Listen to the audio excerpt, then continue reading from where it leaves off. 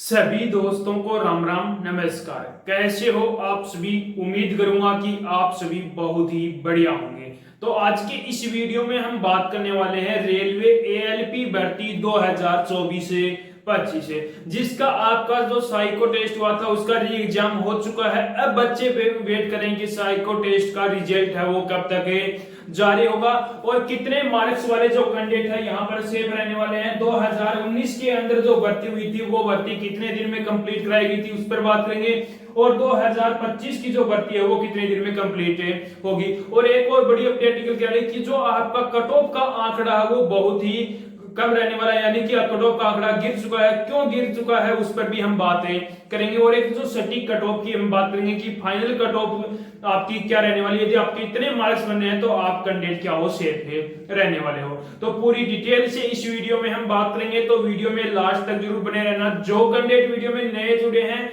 वो एक बार चैनल को सब्सक्राइब जरूर कर लेना, जिन्होंने जितनी भी भर्तियों की अपडेट है वो सबसे पहले आपको मिलती रहे। तो सबसे पहले मैं यहाँ पर बात करता हूँ कि रिजल्ट है वो कब तक जारी होने के पूरे चांस है। तो पीछे वाले वीडियो में भी मैंने बताया था कि आपका जो रिजल्ट है वो लगभग चांस है कि आपका रिजल्ट है वो 20 सितंबर तक आपका जो रिजल्ट है वो जारी होने के पूरे यहाँ पर चांसेस हैं। ठीक है, अब मैं बात करूं कि जो आपका कट ऑफ का क्या कारण है कि आपकी कट ऑफ है कम रहने वाली है। तो आपका कारण ये है कि आपका जो जेई की भर्ती हुई है, किसकी, जेई की होगी, और जो टेक्नीशियन की भर्ती हुई है वो बच्चे क्या थे जो जेई के अंदर सिलेक्ट हुए हैं और टेक्नीशियन के अंदर सिलेक्ट हुए हैं। उन बच्चों ने एएलपी का भी फॉर्म अप्लाई किया था, उन्होंने एग्जाम भी दिया था, लेकिन अब वो जेई और टेक्नीशियन के अंदर लग गए हैं तो वो एएलपी की तरफ क्यों जाएंगे। तो वो बच्चे क्या हो गए, बाहर हो गए, यानी कि उन्होंने एग्जाम नहीं दिया। तो अब जो है एएलपी का जो है कट ऑफ है वो आंकड़ा क्या है, गिरने वाला है। ठीक है,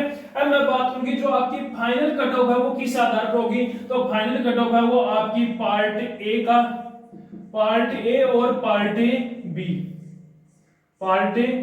पार्ट ए के अंदर 70% और पार्ट बी के अंदर 30%। पार्ट ए के अंदर जो आपका सीबीटी 2 एग्जाम हुआ है उसका 70% लिया जाएगा, और पार्ट बी के अंदर जो आपका साइको टेस्ट है उसका 30% भाग मिलाकर जो आपकी फाइनल मेरिट बनाई जाएगी। ठीक है, अब मैं बात करता हूं कि 2019 के अंदर जो आपका री एग्जाम है कब हुआ था। तो वो री एग्जाम हुआ था आपका 27 मई को हुआ था, और 2025 के अंदर आपका जो री एग्जाम हुआ था वो 31 अगस्त को री एग्जाम करवाया गया था। अब मैं बात करूं कि जो री एग्जाम हुआ था उसके बाद में जो साइको टेस्ट का जो रिजल्ट है 2019 में वो कब आया था।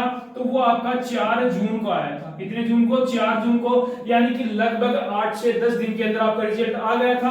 अब यहां पर बात करूं साइको जो आपकी 2025 की भर्ती है तो 31 अगस्त को आपका जो साइको टेस्ट री एग्जाम करवाया गया था। अब रिजल्ट की बात करूं तो लगभग 10 से 15 दिन आपका लग जाएंगे। तो लगभग चांस है कि 20 सितंबर से पहले आपका जो साइको टेस्ट हुआ था उसका रिजल्ट जारी कर दिया जाएगा। अब बात करूं डीवी और मेडिकल की, तो 2019 के अंदर डीवी और मेडिकल कब हुआ था, रिजल्ट है वो 4 जून को जारी हुआ था, और डीवी और मेडिकल आपका 25 जून को डीवी और मेडिकल करवाया गया था, यानी कि 20 दिन के बाद में डीवी और मेडिकल हुआ था। तो इसके 20 दिन के बाद में, यानी कि ऐसे मान के चलो कि आपका नवंबर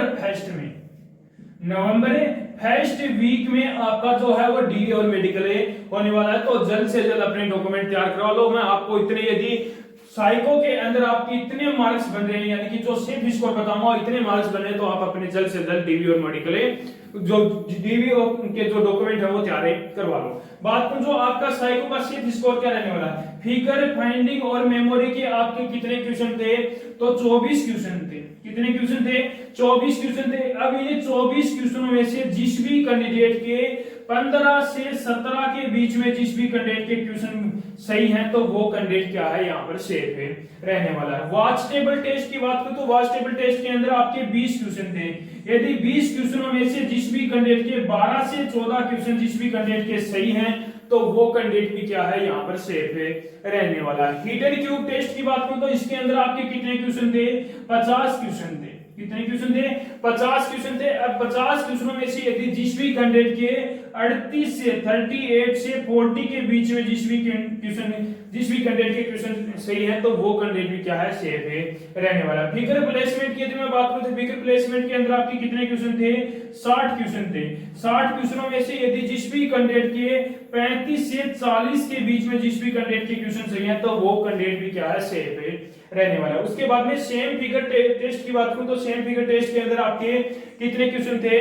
लगभग 72 क्वेश्चन थे। कितने क्वेश्चन थे? 72 क्वेश्चन थे।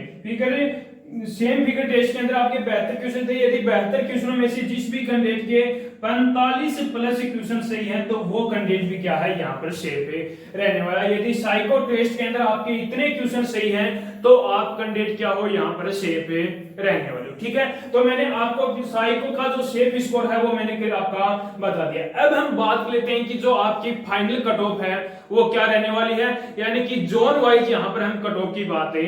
सबसे पहला जो जोन है वो कौन सा है आपका? पटना जोन है। पटना जोन की यदि मैं बात करूं तो यूआर कैटेगरी के अंदर 80 प्लस, ओबीसी के अंदर 75 प्लस, ईडब्ल्यूएस के अंदर 70, एससी के अंदर 64 और एसटी के अंदर 58 प्लस जिस भी कैंडिडेट के मार्क्स हैं तो वो कैंडिडेट क्या है, सेफ है रहने वाला। अजमेर जोन की बात करूं तो अजमेर के अंदर यूआर की 77, ओबीसी की 68, ईडब्ल्यूएस की 60, एससी की 54, एसटी की 49 के आसपास मार्क्स हैं तो वो कैंडिडेट भी क्या है, सेफ है रहने वाला है। मुजफ्फरपुर जोन की बात करूं तो मुजफ्फरपुर जोन के अंदर यूआर की 82, ओबीसी की 78, ईडब्ल्यूएस की 70, एससी की 64, एसटी की आपकी 56 के आसपास मार्क्स हैं तो वो कैंडिडेट भी क्या है, यहाँ पर सेफ है रहने वाला। कोलकाता की बात करूं तो कोलकाता के अंदर यूआर की 80, ओबीसी की 68, ईडब्ल्यूएस की 60, एससी की 51, एसटी की 45 के आसपास मार्क्स हैं तो आप भी कैंडिडेट क्या हो, सेफ है रहने वाले। बेंगलुरु की बात करूं तो बेंगलुरु के अंदर यूआर की 76,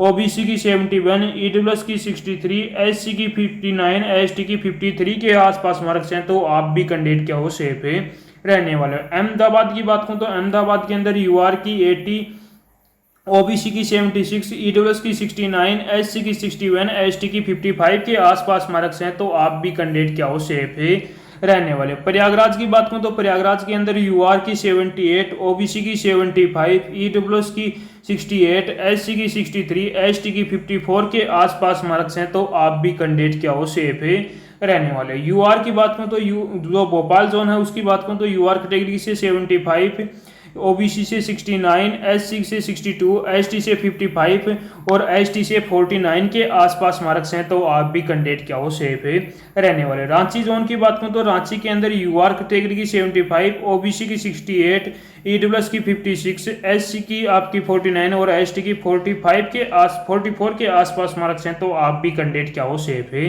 रहने वाले हो। उसके बाद में अगला जोन है वो आपका कौन सा है, मुंबई जोन है। मुंबई जोन की बात करूं तो मुंबई जोन के अंदर यूआर कैटेगरी की 75, ओबीसी की 70, ईडब्ल्यूएस की 64, एससी की 59, एसटी की आपकी 50 के आसपास मार्क्स हैं तो आप भी कैंडिडेट क्या हो, सेफ है रहने वाले। सिलीगुड़ी की बात करूं तो सिलीगुड़ी के अंदर यूआर की 75, ओबीसी की 68, ईडब्ल्यूएस की आपकी 62, एससी की 55 और एसटी की 48 के आसपास मार्क्स हैं तो आप भी कैंडिडेट क्या हो, सेफ है रहने वाले। भुवनेश्वर की बात करूं तो भुवनेश्वर के अंदर यूआर की 70, ओबीसी की 63, ईडब्ल्यूएस की आपकी 58, एससी की 52 और एसटी की आपकी 46 के आसपास मार्क्स हैं तो आप भी कैंडिडेट क्या हो, सेफ है रहने वाले। गुवाहाटी की बात करूं तो गुवाहाटी के अंदर यूआर की 72, ओबीसी की 66, ईडब्ल्यूएस की 60, एससी की 54, एसटी की 49 के आसपास मार्क्स हैं तो आप भी कैंडिडेट क्या हो, सेफ है रहने वाले। सिकंदराबाद की बात करूं तो सिकंदराबाद के अंदर यूआर की 70, ओबीसी की 64, ईडब्ल्यूएस की 58,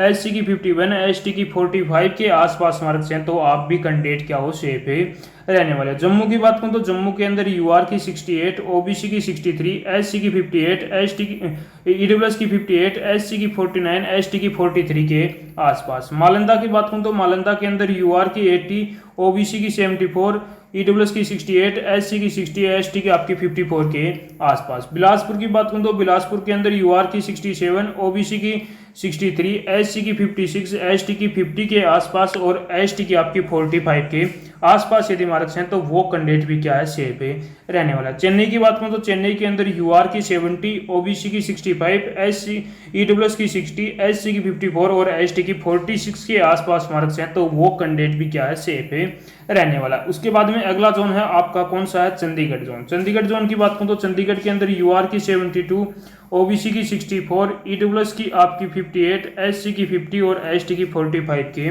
आसपास। गोरखपुर की बात करूं तो गोरखपुर के अंदर UR की 75, OBC की 70, EWS की 64, SC की 58, ST की 45 के आसपास मार्क्स हैं तो वो कैंडिडेट भी क्या है सेफ है रहने वाला। त्रिपुरम की बात करूं तो त्रिपुरम के अंदर UR की 70, OBC की 65, SC की 60, EWS की 60, SC की 55 और ST की 48 के आसपास मार्क्स हैं तो आप भी कैंडिडेट क्या हो सेफ है रहने वाले। तो मैंने आपकी ऑल टोटल जोन की आपकी यहाँ पर मैंने कट ऑफ है बता दी है। ये आपकी रो मार्क्स यहाँ पर कट ऑफ है रहने वाली है। तो यदि अभी भी कोई बच्चे का कोई डाउट बचा हो तो वो कमेंट बॉक्स में कमेंट जरूर करना और एक बार कमेंट बॉक्स में कमेंट करके जरूर बताना कि आपने कौन से जोन से फॉर्म अप्लाई किए हैं और आपके कितने मार्क्स से बन रहे हैं। तो उसका रिप्लाई मैं बहुत जल्दी करने वाला हूं। तो उम्मीद करूंगा कि आपको हमारा ये वीडियो पसंद आया होगा। तो एक बार लाइक शेयर सब्सक्राइब जरूर करना और कमेंट करके एक बार जरूर बताना कि आपको हमारा वीडियो कैसा लगा।